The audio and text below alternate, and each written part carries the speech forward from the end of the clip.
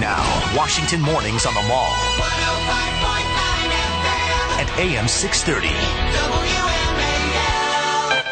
WMAL. 7:37 on WMAL. Brian Neiman, Joe DeGeneva in this morning on 105.FM and AM 630 WMAL here in Washington, D.C. I was certainly glued, despite the Easter festivities yesterday, to the television watching the Masters. And we're lucky enough to have Dave SHEDLOSKI on from the Golf World magazine, contributing writer, who is still in Augusta this morning. That was a pretty darn good tournament, huh, Dave? You know, at the end it really was. Of course, we didn't think the right lefty, well, I shouldn't say the right lefty, but certainly the lefty that we thought was going to win didn't win. Right, talking about Phil Mickelson, who had a triple bogey on number 4, which pretty much cost him the tournament yesterday, right? Well, it did, and he also had a triple bogey earlier in the tournament at number 10, so 2 triple bogeys. No player who'd made 1 triple bogey in the tournament had ever won it, so 2 was pretty deadly for him. All right, before we get into Bubba Watson, who won, I do want to ask a question on Phil on that hole on number 4. When he hit it into the woods, it hit off the grandstand, went into the woods. Now, could he have taken a drop there, or would he have had to drop in the woods?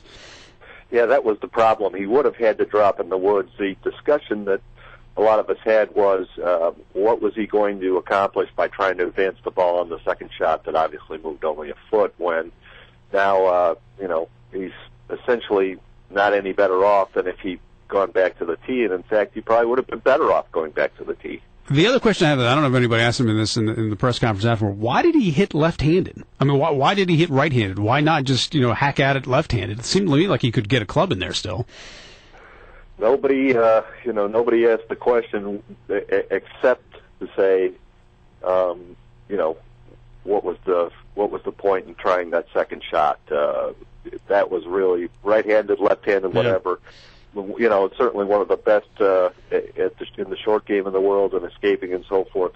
He was pretty much dead there, and it's the Masters, and you're not thinking straight, and there's a lot of things that he could have done differently, and it just seemed like it's much better to just go back to the tee, nice clean lie on the tee, and just go from there, make a 5. Yeah, 5's not bad there. So this is Joe DeGeneva. Dave, thanks for coming on. So Tiger throwing the club and all that, what's going on with Tiger, and what's the view from the gallery of him?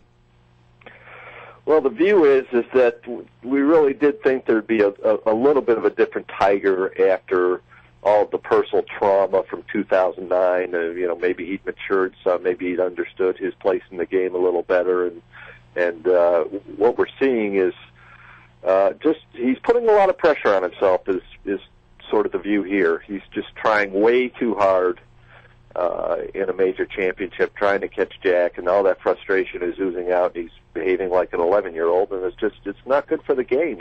He's a great player. He's a good guy, really, but there's just certain things you shouldn't be doing on a golf course when you're 36 years old and won 14 major championships.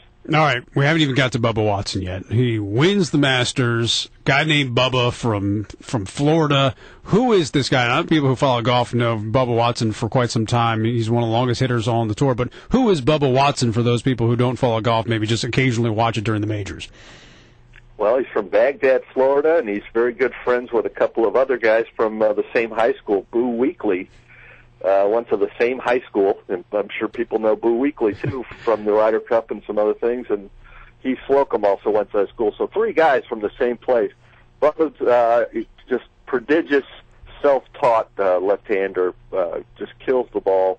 A great imagination, very strong Christian values, wears it on his sleeve. So he's good friends with some people like Ben Crane and Aaron Badley.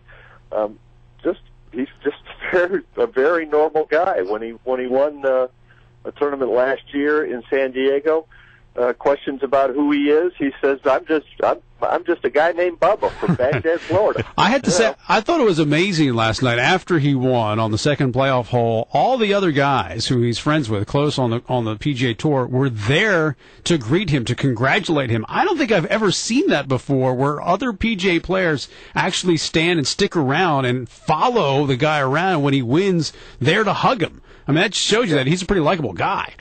He is. Ricky Fowler, another player that people might know very well with his colorful clothing and so forth. He was there as well.